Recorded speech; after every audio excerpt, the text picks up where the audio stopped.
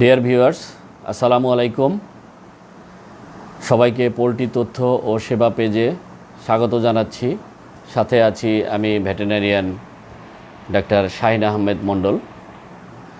আপনাদের সাথে আজকে যে বিষয়টি নিয়ে কথা বলতে চাচ্ছি সেটি হচ্ছে যে পোলট্রি উৎপাদনে স্টকিং ডেনসিটি, অ্যামোনিয়া গ্যাস উৎপাদন এবং লিটারের গুণগত মানের পারস্পরিক সম্পর্ক মূল্যায়ন। তো আমরা আজকের আলোচনার তিনটা পার্ট আছে। একটা হচ্ছে যে স্টকিং ডেনসিটি, একটা হচ্ছে অ্যামোনিয়া গ্যাস উৎপাদন, আর আরেকটি হচ্ছে যে লিটারের গুণগত মান। আমরা যদি স্টকিং ডেনসিটিটা বলি, যে আসলে স্টকিং ডেনসিটি বলতে আমরা কি বোঝাচ্ছি। স্টকিং ডেনসিটি বলতে আমরা বোঝাতে চাচ্ছি যে কতটুকু জায়গার মধ্যে আমরা কতটুকু মুরগি পালবো, এটার যে হিসাব সেটা আমরা বোঝাতে চাচ্ছি। আচ্ছা, লাইভে যারা আছেন একটু কমেন্টস করে যদি একটু জানাইতেন যে আমার সাউন্ডটা সঠিকভাবে শোনা যাচ্ছে কি না। লাইভে যারা আছেন আমার সাউন্ডটা সঠিকভাবে শোনা যাচ্ছে কি না যদি একটু জানাতেন কেউ কমেন্টস করে প্লিজ। আচ্ছা, আমরা যেটা বলছিলাম যে স্টকিং ডেনসিটি, যে আমরা কতটুকু জায়গাতে কতটুকু মুরগি প্রতিপালন করব, এটার যে হিসাব সেটা। আর অ্যামোনিয়া গ্যাস উৎপাদন, অ্যামোনিয়া গ্যাস উৎপাদন মুরগি যে খাবারটা খায় আমরা জানি যে তারা প্রোটিন, খাবারে প্রোটিন থাকে। তো এই প্রোটিনটা ডাইজেশন হয়ে কিছু শরীরে অ্যাবজর্পশন হয় এবং কিছু পায়খানার সাথে বের হয়ে আসে নাইট্রোজেনাস সাবস্টেন্স, এবং এই নাইট্রোজেনাস সাবস্টেন্সটা পরে ডিকম্পোজিশনের মাধ্যমে কিন্তু অ্যামোনিয়া গ্যাস উৎপাদন করে। তো এটা একটা বিষয়। আর আরেকটা বিষয় হচ্ছে যে লিটার কোয়ালিটি। মুরগি যেহেতু লিটারেই থাকে, তার প্রস্রাব পায়খানা এই লিটারেই চলে আসে, তো সেখানে ময়েশ্চার লেভেলটা বা ভেন্টিলেশন কন্ডিশন এবং বাহ্যিক যে তাপমাত্রা, এনভায়রনমেন্টের যে তাপমাত্রা বা পরিবেশের যে তাপমাত্রা, সেটির সাথে এটির অ্যামোনিয়া উৎপাদনের যে পরিমাণ সেটিও নির্ভর করে। তো এই কারণেই আমরা আজকে আলোচনা করতে যাচ্ছি যে স্টকিং ডেনসিটি, অ্যামোনিয়া গ্যাস উৎপাদন এবং লিটারের গুণগত মান, এই তিনটার সাথে কি সম্পর্ক আছে এই বিষয় নিয়ে কিন্তু আজকে আমরা আলোচনা করতে চাচ্ছি। তো চলুন আমরা মূল আলোচনায় প্রবেশ করি। আমাদের স্টকিং ডেনসিটি, আগে যেটা আমরা অনেক আগে আমাদের একটা ধারণা ছিল যে আসলে আমরা প্রতি স্কোয়ার ফিটে, ব্রয়লার মুরগির কথা যদি আমরা বলি, যে প্রতি স্কোয়ার ফিটে আমরা একটি মুরগি নর্মালি পালন করে থাকি, যেটা যে 1000 স্কোয়ার ফিটের একটা ঘরে আমরা 1000 মুরগি পালন করি। তো এটা হয়তো আমাদের ধারণা ছিল যে শীতের দিনে 1000 ঘরে 1000 মুরগি আমরা পালন করতে পারি, প্রতি স্কোয়ার ফিটে একটা মুরগি। আবার গরমের দিনে আমরা যে কিছু কম দিলে ভালো হয়, কিন্তু এটার কোনো মানে ক্যালকুলেশন ছিল না, কিছু কম দিলে ভালো হয়। কেউ বলে যে 800 দিলে ভালো হয়, কেউ বলে যে 900 দিলে ভালো হয়, তাহলে গরমের দিন যেহেতু গরম থাকে। কিন্তু বিষয়টা আসলে এই ধরনের বিষয় না। এখন বর্তমান যে মডার্ন মুরগি এবং তাদের যে গ্রোথ এবং খামারিদের যে মাংস উৎপাদনের যে মুরগির যে পার কেজি বার্ডের যে মাংস উৎপাদন, সেটার উপর বেস করে কিন্তু আমাদেরকে এখন নির্ধারণ করতে হবে যে আসলে কতটুকু জায়গায় আমরা কতটুকু মুরগি পালন করব। তো সেই আসপেক্ট থেকে আমরা যদি নতুন যে কনসেপ্ট, সেখান থেকে আমরা বলতে চাচ্ছি যে প্রতি স্কোয়ার ফিটে আমরা 1 কেজি 800 মাংস উৎপাদন করব। আমি আবারও বলছি যে প্রতি স্কোয়ার ফিটে 1 কেজি 800 গ্রাম মাংস আমরা উৎপাদন করব। কাজেই এখন আপনার হিসাবটা হবে যে আপনার জায়গা কতটুকু, এবং সেখানে আপনি প্রতি স্কোয়ার ফিটে 1 কেজি 800 মাংস উৎপাদনের জন্য আপনি কতগুলো মুরগি রাখবেন। অর্থাৎ আমি যদি আরেকটু সহজ করে বলি, যে আমাদের যদি 1000 স্কোয়ার ফিটের যদি জায়গা থাকে, আর আমি যদি প্রতি স্কোয়ার ফিটে 1 কেজি 800 গ্রাম মাংস উৎপাদন করতে চাই, তাহলে আমি 1000 মুরগি পালন করব। এটা হচ্ছে যে গরম হোক বা শীত হোক, আমরা 1000 স্কোয়ার ফিটে 1000 মুরগি পালন করব, কিন্তু তার ওয়েটটা থাকতে হবে 1 কেজি 800 গ্রাম, এর ওপরে যাওয়া যাবে না। আবার কেউ যদি মনে করেন যে মুরগি বড় করবেন, 2 কেজি 200 গ্রাম করবেন, তাহলে 1000 স্কোয়ার ফিটে আমরা কত মুরগি পালন করতে পারবো? যদি আপনি 2 কেজি 200 গ্রাম করেন মুরগির ফাইনাল ওয়েট, তাহলে সেক্ষেত্রে আপনি 820 পিস মুরগি পালন করতে পারবেন। সেই ক্ষেত্রে দেখবেন যে আপনার সেই 1800 কেজি পার স্কোয়ার ফিটে 1 কেজি 800 গ্রাম মাংস উৎপাদন হবে এবং 1000 স্কোয়ার ফিটে 1800 কেজি মাংস আপনি উৎপাদন করতে পারবেন। আবার কেউ যদি কোনো খামারি চিন্তা করলো যে আমি এই 1000 স্কোয়ার ফিটেই প্রত্যেক মুরগি আমি 2 কেজি 500 গ্রাম সাইজ করব, তো 2 কেজি 500 গ্রাম যদি সাইজ করে তাহলে সে হিসাব করে দেখেন যে 720 পিস 1000 স্কোয়ার ফিটের ঘরে সে কিন্তু 720 পিস মুরগি পালন করতে পারে। তাহলে 1800 কেজি মাংস উৎপাদন হবে, অর্থাৎ পার স্কোয়ার ফিটে 1 কেজি 800 গ্রাম মাংস পড়বে। তো এইভাবে কিন্তু আমাদেরকে এখন চিন্তা করতে হবে যে আপনি আসলে কত কেজি মাংস উৎপাদন করবেন, কতটা বার্ড থেকে, সেই অনুযায়ী কত জায়গা আপনার প্রয়োজন। আমার মনে হয় যে আপনারা বুঝতে পেরেছেন। আর যদি বুঝতে সমস্যা হয় আমাদেরকে কমেন্টস করে পেজে জানাবেন, আমরা পরবর্তীতে আপনাদেরকে এ বিষয়ে অবগত করব। আচ্ছা, এখন দেখুন আমরা জানলাম যে প্রতি স্কোয়ার ফিটে 1 কেজি 800 গ্রাম মাংস উৎপাদন করা সম্ভব বা উচিত বর্তমান সময়ের যে পরিবেশ পরিস্থিতি। এখন এটার আসলে বৈজ্ঞানিক ভিত্তি কী? আমি কি এমনি বললাম যে এটা 1 কেজি 800 গ্রাম পার স্কোয়ার ফিটে উৎপাদন করা যাবে, বা একটা 1000 স্কোয়ার ফিটের একটা ঘরে 1800 কেজি মাংস উৎপাদন করা যাবে? এটা কি আমার মন গড়া কথা বললাম, নাকি এটার বৈজ্ঞানিক ভিত্তি আছে? তো অবশ্যই এটার একটা বৈজ্ঞানিক ভিত্তি আছে। চলুন আমরা আরেকটু আলোচনার ভিতরে প্রবেশ করি। আচ্ছা, এটা তো বললাম যে আমাদের স্টকিং ডেনসিটি, এটা নিয়ে একটা কথা হলো। এখন আমরা প্রবেশ করতে চাচ্ছি যে আমাদের অ্যামোনিয়া গ্যাস উৎপাদনের কি অবস্থা, সেটা নিয়ে আলোচনা করব এবং এই স্টকিং ডেনসিটির সাথে সম্পর্ক রেখেই। অর্থাৎ আমরা যদি বলি যে একটা মুরগির বয়স এখন 28 দিন, ধরলাম যে 28 দিন, এবং এই মুরগিটা 1 কেজি 800 গ্রাম সাইজ হয়েছে, তাহলে এই মুরগিটা যে খাবারটা খাচ্ছে, সাধারণত এই বয়সের মুরগি 1 কেজি 800 গ্রাম সাইজের মুরগি সাধারণত 150 গ্রাম বা 150 গ্রামের একটু বেশি খাবার খেয়ে থাকে। তাহলে আমরা যদি একটু হিসাব করি যে এই 150 গ্রাম খাবার যদি একটা বার্ড খায়, সেখানে কিন্তু খাবারে ধরেন নর্মালি গ্রোয়ার খাবারই খাবে বা কেউ কেউ ফিনিশার খাবারও খাওয়াতে পারেন। তো সেক্ষেত্রে আমরা ধরলাম যে এই ফিডের প্রোটিন পার্সেন্টেজ 20% প্রোটিন আছে এই খাবারে।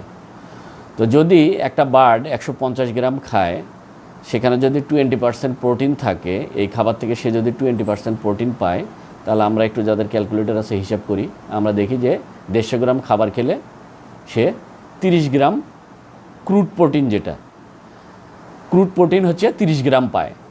আচ্ছা, এই 30 গ্রাম প্রোটিনের মধ্যে, এটা যেহেতু ক্রুড প্রোটিন মানে একদম পিওর প্রোটিন না, এখানে প্রোটিনের সাথে আরও অন্য অন্য জিনিসও মিক্সিং থাকে, তো আমরা বলছি যে ক্রুড প্রোটিনের ক্ষেত্রে 16% আপনার নাইট্রোজেনাস সাবস্টেন্স থাকে। তো নাইট্রোজেনাস সাবস্টেন্সটাই হচ্ছে প্রোটিন, পিওর প্রোটিন আমরা বলে থাকি। তো এই যে 30 গ্রাম, যেটা 150 গ্রাম খাবারের 20% যেহেতু প্রোটিন থাকে, আমরা পেলাম 30 গ্রাম, এবং এই 30 গ্রাম ক্রুড প্রোটিনের মধ্যে আমরা বলতেছি যে 16% নাইট্রোজেনাস সাবস্টেন্স থাকে। তাহলে 30 গ্রামের যদি আমরা 16% নেই, তাহলে এটা হচ্ছে যে 4.8 গ্রাম। তাহলে এই মুরগিটা 150 গ্রাম খাবার খেয়ে পিওর প্রোটিন পেল বা নাইট্রোজেনাস সাবস্টেন্স পেল 4.8 গ্রাম। এখন এই যে নাইট্রোজেনাস সাবস্টেন্সটা তার বডিতে আসলো, এটা কিন্তু টোটালটা মুরগির বডি কিন্তু ইউজ করতে পারে না বা ব্যবহার করতে পারে না। এখান থেকে তার বডিতে শোষণ হয় 40%, এবং 60% কিন্তু তার পায়খানার সাথে এই নাইট্রোজেনাস সাবস্টেন্সটা বের হয়ে যায়।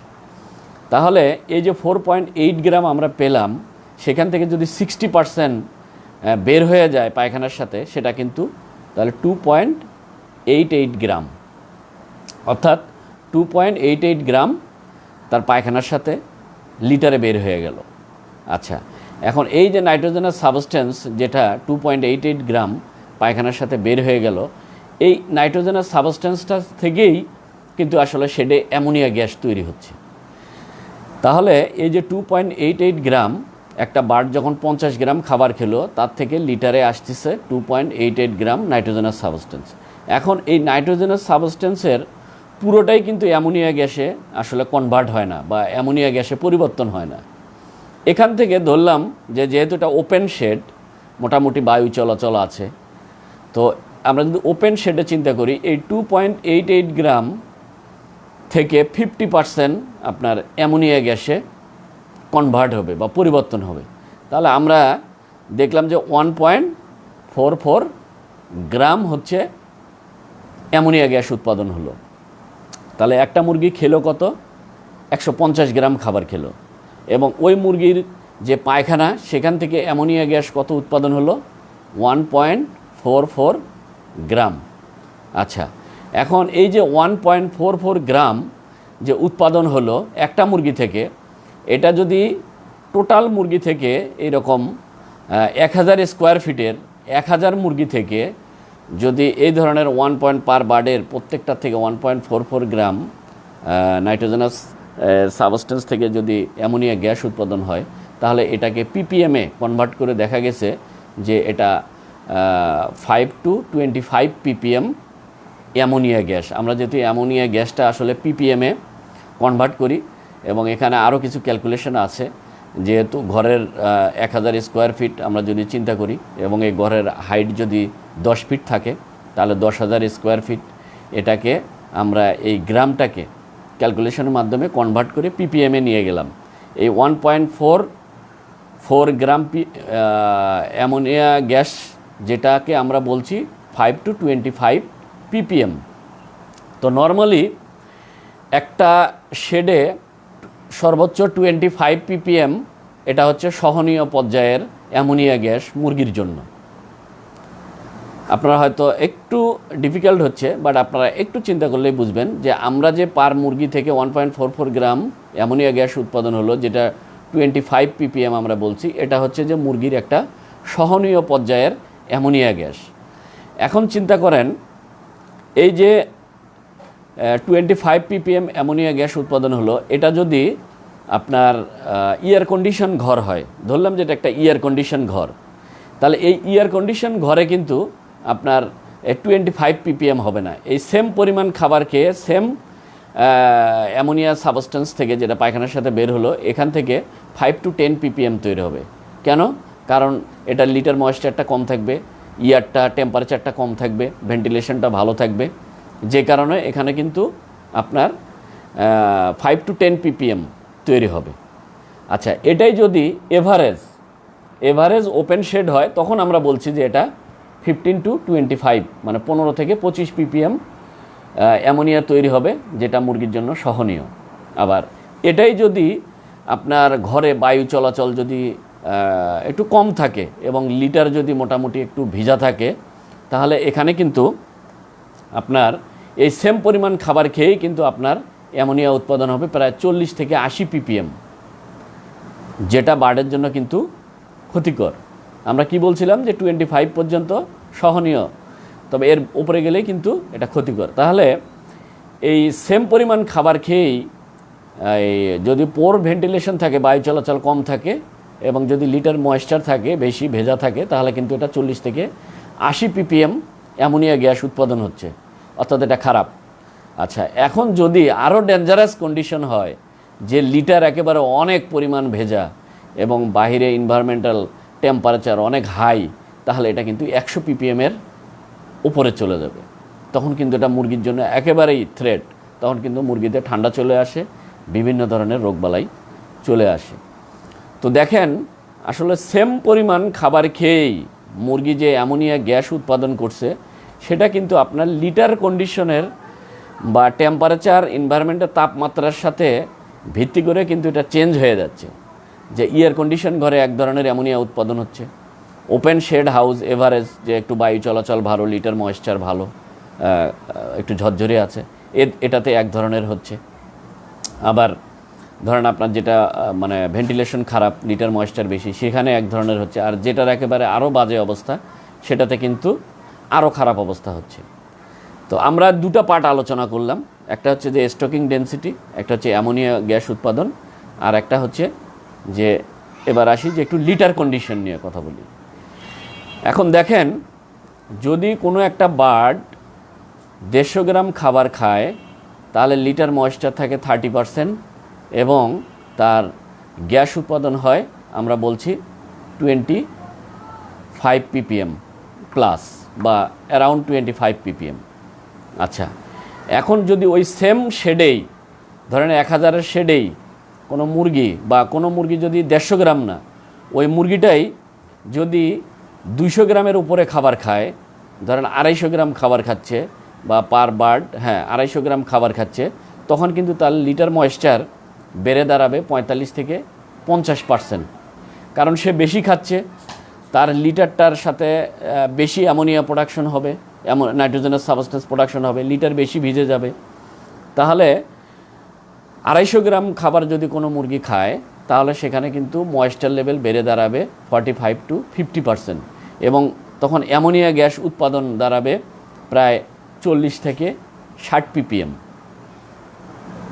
আমার মনে হয় একটু আপনারা যদি ট্যাক্টফুলি চিন্তা করেন তাহলে বিষয়টা বুঝতে পারবেন। আচ্ছা, এখন যদি কোনো মুরগি যদি আমরা বড় করলাম এবং 300 গ্রাম পরিমাণ খাবার দিলাম, 300 থেকে 400 গ্রাম পরিমাণ যদি খাবার খায় এবং 50% যদি, তখন কিন্তু লিটার ময়েশ্চার 50%-এ চলে আসবে, মানে অর্ধেক লিটার ভিজে যাবে। কারণ মুরগি খাচ্ছে বেশি, তার পায়খানাটাও বেশি হবে, ময়েশ্চার বেশি চলে আসবে, নাইট্রোজেনাস সাবস্টেন্স বেশি চলে আসবে, তখন কিন্তু লিটারও বেশি ভিজে যাবে, এবং তখন কিন্তু এই আপনার গ্যাস, তখন অ্যামোনিয়া গ্যাস 77 থেকে 100 ppm-এ চলে যাবে। তখন কিন্তু এটা মুরগির জন্য ডেঞ্জারাস একটা কন্ডিশন। তো দেখেন, যখন 25 ppm প্লাস হয়, তখন মুরগির গ্রোথে এটা খুব বেশি ইম্প্যাক্ট ফেলে না, 2 to 5% একটা ইম্প্যাক্ট ফেলে। আচ্ছা, এখন যদি এটাই 40 থেকে 60 ppm, অর্থাৎ লিটার ময়েশ্চার যদি 50%-এর উপরে চলে যায় এবং এখানে মুরগির খাবার যদি বেশি খায়, এবং এখানে তখন কিন্তু এটা 50%-এর উপরে, 50 ppm-এর উপরে কিন্তু অ্যামোনিয়া গ্যাস উৎপাদন হয়। সেটা কিন্তু গ্রোথে প্রায় 10% এফেক্ট করে, অর্থাৎ আপনার যে গ্রোথ আসার কথা ছিল সেখান থেকে 10% কমে যাবে এই অ্যামোনিয়া গ্যাস উৎপাদনের কারণে। আবার এটাই যদি যে শেডের অর্ধেক লিটার, 50% লিটার যদি ভিজে যায় এবং মুরগির খাওয়া যদি 300 গ্রাম হয় পার বার্ড, তখন কিন্তু যে পরিমাণ অ্যামোনিয়া উৎপাদন হবে প্রায় 70 থেকে 100 ppm। তখন কিন্তু এটা মুরগির গ্রোথ 20% কমায় দিবে। অর্থাৎ একটা মুরগি যদি 2 কেজি হওয়ার কথা থাকে, যে এই শেড থেকে একটা মুরগি আমি 2 কেজি চাচ্ছি, কিন্তু আসলে জায়গা কম এবং মুরগি বড় করছি বেশি, খাওয়া বেশি লাগছে, এই কারণে লিটার ভিজে গেছে, যে গ্যাস উৎপাদন হয়েছে সেটা 77 থেকে 100 ppm। তখন কিন্তু এটা মুরগির যে ওয়েট, সেখান থেকে কিন্তু 20% মুরগির ওয়েট কমে যাবে। তখন মুরগি শারীরিকভাবে বিভিন্ন চ্যালেঞ্জ ফেস করবে, তখন কিন্তু তার 20% ওয়েট কমে যাবে। অর্থাৎ 2 কেজি থেকে যদি 20% ওয়েট কমে, তাহলে কিন্তু প্রায় 400 গ্রাম ওয়েট নাই। অর্থাৎ আমার 2 কেজি আসার কথা, সেখানে আমি 1 কেজি 600 গ্রাম মুরগি পাবো। তো এই যে 3টা জিনিস আমি আলোচনা করলাম, এটার মধ্যে যদি একটা সম্পর্ক, আমরা আজকের আলোচনার বিষয় হলো এই 3টার মধ্যে কি সম্পর্ক আছে, যে একটা জায়গায় আমরা কতটুকু মুরগি পালবো, কতটুকু অ্যামোনিয়া গ্যাস উৎপাদন হবে এবং কতটুকু লিটার কন্ডিশন খারাপ হবে। তো সেখানে আমরা দেখছি যে আপনি যদি 1000 স্কোয়ার ফিটের একটা ঘরে আপনি যদি 150 কেজি পরিমাণ খাবার দেন, যত মুরগি থাকুক না কেন, সেটা বড় হোক বা সর্বোচ্চ, আপনি 150 কেজি পরিমাণ খাবার, যে পরিমাণ মুরগি থাকবে 1000 স্কোয়ার ফিটের একটি ঘরে, সর্বোচ্চ আপনি 150 কেজি পর্যন্ত খাবার দিতে পারবেন। তাহলে কি হবে, আপনার যে অ্যামোনিয়া গ্যাসটা উৎপাদন হবে এবং লিটার যতটুকু ভিজে যাবে, সেটা মুরগির সহনীয় পর্যায়ে থাকবে। আচ্ছা, এটা যদি আমি আরও একটু সহজ করে বলি, যে ধরেন আপনার মুরগি আপনি পালন করবেন 1000-এর ঘরে, আপনি মুরগি পালন মানে 1000-এর ঘরে আপনি 1000 মুরগি পালন করবেন, তাহলে আপনি সর্বোচ্চ এখানে 1 কেজি 800 পার স্কোয়ার ফিটে, 1 কেজি 800, প্রত্যেকটা মুরগির সাইজ 1 কেজি 800 করে আপনি উৎপাদন করতে পারবেন। তাহলে আপনার অ্যামোনিয়া গ্যাসও উৎপাদন হবে না বেশি, আপনার লিটার কন্ডিশনও খারাপ হবে না। আচ্ছা, এখন আপনি হয়তো খামারি হয়তো বলবে যে আমি 2 কেজি 200 গ্রাম মুরগি করব। তাহলে এই 1000 স্কোয়ার ফিটের ঘরেই যদি আপনি সব কিছু ঠিকঠাক রাখতে চান, তাহলে আপনি যদি 2 কেজি 200 গ্রাম মুরগি পালন করতে চান, তাহলে আপনাকে 820 পিস মুরগি পালন করতে হবে। তাহলে কিন্তু আপনি পার স্কোয়ার ফিটে 1 কেজি 800 মুরগি উৎপাদন হবে। আবার কেউ বললো যে না, আমি মুরগির সাইজ 2.5 কেজি করব, মানে 2 কেজি 500 গ্রাম করব আমি, তাহলে কিন্তু আপনি এই 1000 স্কোয়ার ফিটেই আপনি 720টার বেশি মুরগি দিতে পারবেন না। 720টা মুরগি দিলে তখন কিন্তু আপনার 2.5 কেজি করে হলেও আপনার পার স্কোয়ার ফিটে উৎপাদন কিন্তু 1 কেজি 800 গ্রামই থাকবে। তখন কিন্তু আপনার লিটারটা ভালো থাকবে, গ্যাস উৎপাদন সহনীয় পর্যায়ে হবে এবং মুরগির ওয়েটও কিন্তু হ্যাম্পার হবে না। অর্থাৎ আমরা যেটা খামারিকে বলতে চাচ্ছি, গ্যাস সহনীয় পর্যায়ে থাকবে এবং লিটার কন্ডিশন 200 গ্রামের মতো খাবার খায়। তা আপনার মুরগি 200 গ্রাম খাবার খাক, সমস্যা নেই, কিন্তু সেই ক্ষেত্রে যদি আপনার মুরগি বেশি খাক, এটা সমস্যা। একটু নেটওয়ার্কের সমস্যা হচ্ছে। তো আপনার মুরগি যদি বড় হয়, আপনার মুরগি যদি 200 গ্রাম খাবারও খায়, সমস্যা নাই, কিন্তু মুরগির সংখ্যা যদি কম থাকে, তাহলে আপনি দেখবেন যে এটা যাতে কোনোভাবেই 1000 স্কোয়ার ফিটের একটি ঘরে 150 কেজির ফিড, 150 কেজির উপরে টোটাল মুরগির যে খাবার, এটা হিসাব করে কখনোই যাতে 150 কেজির উপরে না যায়। তাহলে কিন্তু আপনার ঘরের কন্ডিশন ভালো থাকবে, অ্যামোনিয়া সহনীয় পর্যায়ে থাকবে এবং মুরগির গ্রোথ ভালো হবে। আশা করি আমি আপনাদেরকে বোঝাতে পেরেছি। তারপরেও যদি আপনাদের আমার আজকের আলোচনা থেকে কোনো কিছু যদি বুঝতে না পারেন, যদি ক্লিয়ার না হয়, তাহলে আমাদের পেজে এসে আপনারা কমেন্টস করবেন এবং আমি আপনাদেরকে সুন্দরভাবে ব্যাখ্যা দেওয়ার চেষ্টা করব আর কি। তো আবারও সবাইকে ধন্যবাদ জানিয়ে আজকের লাইভ সেশন এখানেই শেষ করছি। সবাই ভালো থাকবেন, সুস্থ থাকবেন। আসসালামু আলাইকুম ওয়া রাহমাতুল্লাহ।